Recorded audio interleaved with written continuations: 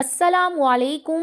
آج ہم سورۃ یوسف کی پہلی 5 آیات کا مطالعہ کرتے ہیں۔ اعوذ باللہ من الشیطان الرجیم، بسم اللہ الرحمن الرحیم۔ الف لام را، الف لام را، تلکا یہ آیات ہیں، الکتاب المبین، واضح کتاب کی۔ الف لام را یہ حروف مقطعات ہے اور اس کے بارے میں کہا جاتا ہے کہ اس کا معنی صرف اللہ تعالیٰ ہی جانتے ہیں۔ کتاب مبین سے مراد قرآن کریم ہے۔ یہ اللہ تعالیٰ کی وہ کتاب ہے جو حلال و حرام، شریعت کے حدود اور ان تمام امور کو بیان کرتی ہے جو بنی نوع انسان کو زندگی میں پیش آتے ہیں۔ انا بے شک ہم نے، انزلناہ نازل کیا ہم نے اسے، قرآن کو، عربیًا عربی زبان میں، لعلکم تعقلون تاکہ تم سمجھ سکو۔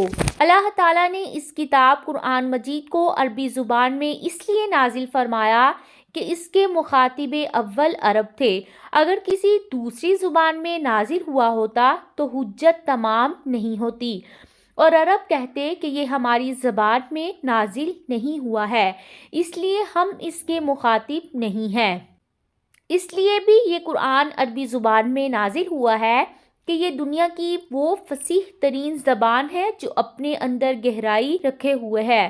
نحنو ہم، نقصو ہم بیان کرتے ہیں، علیکا آپ پر، احسنا بہترین، القصصی قصوں میں سے، بما اس وجہ سے کہ، اوحینا ہم نے وحی کی، الیکا آپ کی طرف، ھذا القرآن اس قرآن کو، وَإِن كُنْتَ اور بے شک تھے آپ، من قبلہ اس سے پہلے، لَمِنَ الْغَافِلِينَ البتہ بے خبروں میں سے۔ قرآن کریم کی اس صورت میں اللہ تعالیٰ نے جو واقعہ بیان کیا ہے، احسن القصص اس لیے کہا ہے کہ حضرت یوسف علیہ السلام کے واقعہ میں جس قدر حکمتیں ہیں اور جس قدر عبرت انگیز واقعات ہیں، اتنے عبرت انگیز واقعات اور کسی بھی صورت میں نازل نہیں ہوئے ہیں، اور اس مضمون میں جو خبریں بیان کی گئی ہیں وہ بالکل سچی ہیں۔ جو نصیحتیں اور علم و حکمت کے جو موتی اس میں بکھیرے گئے ہیں وہ بڑے ہی کام اور بڑے قیمتی ہیں۔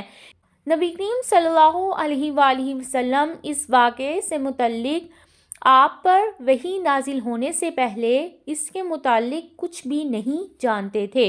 اس جب قالا کہا، یوسف نے، لِأَبِیہِ اپنے والد سے، یا ابتی اے میرے ابا جان، انی بے شک میں، رأیت میں نے خواب میں دیکھا، احد عشرہ 11 کوکباً ستاروں کو، والشمس اور سورج کو، والقمر اور چاند کو، رأیتہم دیکھا میں نے انہیں، لی مجھے، ساجدین سجدہ کرتے ہوئے۔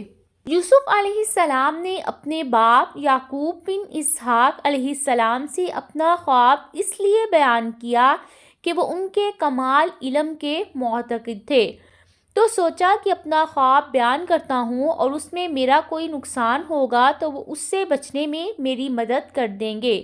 11 ستاروں سے مراد یوسف علیہ السلام کے 11 بھائی ہیں اور شمس و قمر سے مراد ان کے ماں باپ ہیں، جیسا کہ آگے ہمیں معلوم ہوگا کہ اس خواب کے 40 سال بعد جب اللہ تعالیٰ نے ملک مصر میں ان کے والدین اور بھائیوں کو جمع کیا تو یوسف علیہ السلام کی تعظیم میں سب نے ان کے سامنے سجدہ کیا، جو کہ یعقوب علیہ السلام کے دین میں جائز تھا۔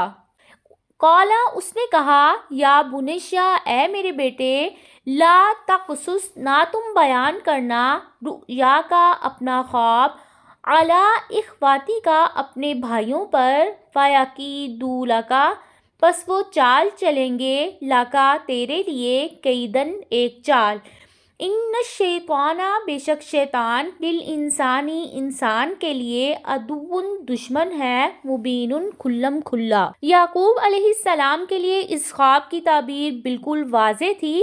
اللہ تعالیٰ ان کے اس بیٹے کو بڑا مقام عطا کرے گا، ان کے تمام بھائی ان سے مقام میں کمتر ہوں گے اور ایک دن ان سب کو ان کے سامنے جھکنا پڑے گا۔